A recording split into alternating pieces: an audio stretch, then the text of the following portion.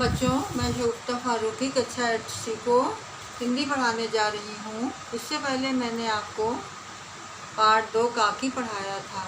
आज मैं पार्ट 3 सच्ची वीरता पढ़ाने जा रही हूँ। सच्ची वीरता के लेखक सरदार पूर सिंह हैं।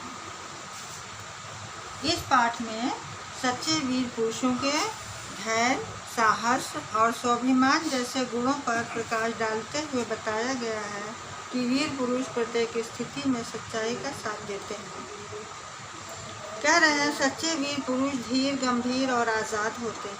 जो सच्चे वीर पुरुष होते हैं उनके अंदर धैर्यता, गंभीरता और आज़ाद मन के होते हैं। उनके मन की गंभीरता और शक्ति, उनका मन इतना गंभीर होता है और उनकी इतनी शक्ति होती है जैसे समुद्र की तरह विशाल और गहरी तथा आकाश की तरह स्थिर और अचल होती है। जिस तरह आकाश स्थिर है और अचल है, उसी तरह सच्चे वीर भी होते हैं। परंतु जब ये शेर गरजते हैं तब सदियों तक उनकी दहाड़ें सुनाई देती हैं। लेकिन जब सच्चे वीर पुरुष अपनी वीरता दिखाते हैं तब उनकी वीरता कई सदियों तक उनकी वीरता की दहाड़ें सुनाई देती हैं और अन्य सब आवाज़ें बंद हो जाती हैं। सच्चे वीर पुरुष की आवाज़ के आगे और सभी आवाज़ें बंद हो जाती हैं। एक बार एक बागी गुलाम और एक बादशाह के बीच बातचीत हुई। एक बार की बात है, एक बागी मतलब बगावत करने वाला गुलाम और एक बादशाह के बीच बातचीत होने लगी। यह गुलाम कैदी दिल से आज़ाद था। वो गुलाम तो था, कैदी तो था, लेकिन अपने मन से आज़ाद था। बादशाह ने एक दिन कहा कि मैं तुमको अभी जान से मार डालूँगा। एक दिन बादशाह ने गुलाम से कहा कि मैं तुम्हें अभी जान से मार डालूँगा, क्या तुम कर सकते हो? तो कहने लगा कि क्या तुम मेरा कुछ कर सकते हो? गुलाम बोला, हाँ, मैं फांसी पर तो चढ़ जाऊँगा, पर तुम्हारा तिरस्कार तब भी कर सकता हूँ। कहने लगा, हाँ, मैं खुशी खुशी फांसी पर तो चढ़ जाऊँगा, लेकिन फिर भी तुम्हारा तिरस्कार कर सकता हूँ। तिरस्कार मतलब अनादर या अपमान होता है। इस गुलाम ने दुनिया के बादशाहों के बल की हद दिखला दी। बस इतनी ही जोर और इतनी ही शेखी पर ये झूठे राजा मारपीट कर कायर लोगों को डराते हैं। मतलब जो राजा होते हैं वो झूठे होते हैं और अपनी मारपीट करके कायर लोगों को, जो बुज़दिल लोग हैं, उनको वो डराते हैं।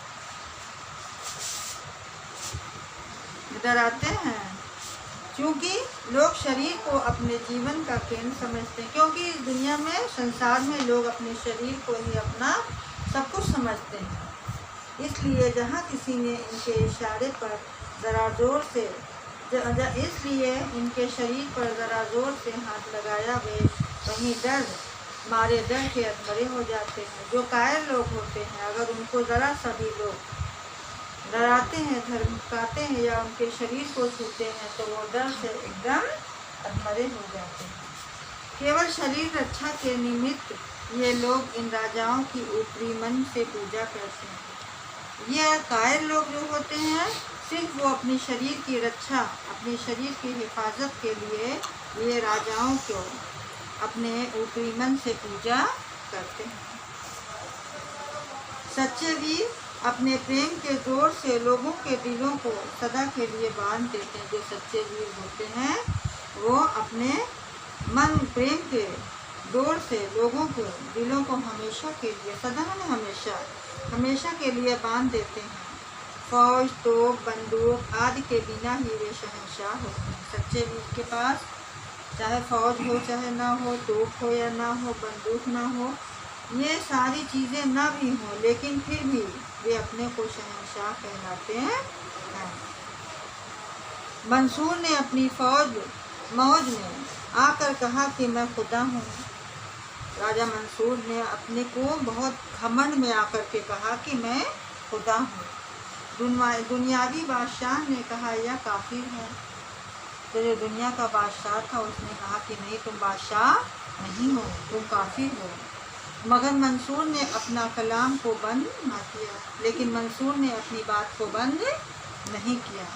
पत्थर मार मार कर दुनिया ने उसके शरीर की बुरी दशा की।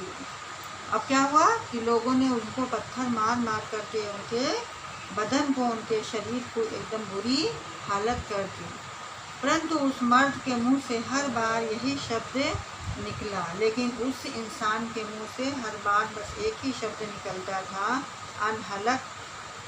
कहने लगा कि मैं ही ब्रह्मा हूँ। मंसूर का सूली पर चढ़ना उसके लिए सिर्फ खेल था। महाराजा रणजीत सिंह ने फौज से कहा, अटक के पार जाओ। महाराजा रणजीत सिंह ने अपनी फौज से कहा कि तुम अटक, अटक एक नदी है, तो कहने लगे अटक नदी के पार जाओ। अटक चढ़ी हुई थी, तो उस टाइम उस नदी जो थी बहुत बढ़ी हुई थी और उस नदी में भयंकर लहरें उठी हुई थी। उस नदी में खूब भयंकर लहरें उठ रही थी। जब फौज ने कुछ उत्साह प्रकट न किया, अब महाराजा रणजीत सिंह कहने के बाद भी फौज में कोई उत्साह नहीं दिखा, तब उस वीर को जोश आया। तब महाराजा रणजीत सिंह को जोश आया और महाराजा ने अपना घोड़ा दरिया में डाल दिया। तब क्या हुआ कि तब महाराजा ने अपने घोड़े को इस दरिया में, उस अटक नदी में डाल दिया। कहा जाता है अटक सूख गई। जैसे ही महाराजा रणजीत सिंह ने अपने घोड़े को लेकर उस नदी में गए, तो वो नदी सूख गई और सब पार निकल गए। लाखों आदमी मरने मारने को तैयार हो रहे थे। गोलियां धुआंधार बरस रही थी। अतलस के पहाड़ों पर फौज ने चढ़ना ज्यों ही असंभव समझा, त्यों ही वीर नेपोलियन को जोश आया। कह रहे युद्ध हो रहा था, लाखों इंसान मरने और मारने को तैयार थे। चारों तरफ गोलियां की धुआंधार आगे बरस रही थी और उनके सामने अतलस का पहाड़ था और पहाड़ पर फौज का चढ़ना बहुत मुश्किल था, असंभव माने मुश्किल। लेकिन क्या हुआ, जब नेपोलियन ने देखा कि उनकी फौज अतलस पर चढ़ना से नहीं चढ़ रही है, तो नेपोलियन को खुद ब खुद जोश आया और उसने कहा अतलस है ही नहीं। नेपोलियन ने कहा, अरे तुम लोग अतलस पहाड़ मान रहे हो, लेकिन अतलस को है ही नहीं, इसका कोई माने है ही नहीं। फौज को निश्चय हो गया और फौज ने निश्चय माने तय कर लिया कि अतलस नहीं है, कि पहाड़ नहीं है, और सब लोग पहाड़ के पार हो गए। मतलब जब इंसान अपने मन के अंदर हिम्मत बांध लेता है, ताकत लाता है, अपने मन में धैर्यता लाता है, वो काम बहुत आसानी से हो जाता है। चाहे बहुत मुश्किल से मुश्किल काम हो, लेकिन अगर हम मन से हिम्मत से करेंगे तो मेरे लिए वो काम बहुत ही आसान हो जाएगा। एक भेड़ चराने वाली और सतत गुण में डूबी हुई युक्ति कन्या के दिल में जोश आते ही फ्रांस एक शिकस्त से बच गया। कहने लगे एक भेड़ चराने वाली 100 गुणों से में डूबी हुई एक युक्ति कन्या के दिल में जोश आया और फ्रांस एक शिकस्त से बच गया। बच्चों, जो हमने पढ़ाया है उसको आपको समझ में आ गया होगा, और ये प्रश्न उत्तर, ये जो शब्द अर्थ लिखा हुआ है, इसको आप अपनी कॉपी पर उतार लीजिएगा।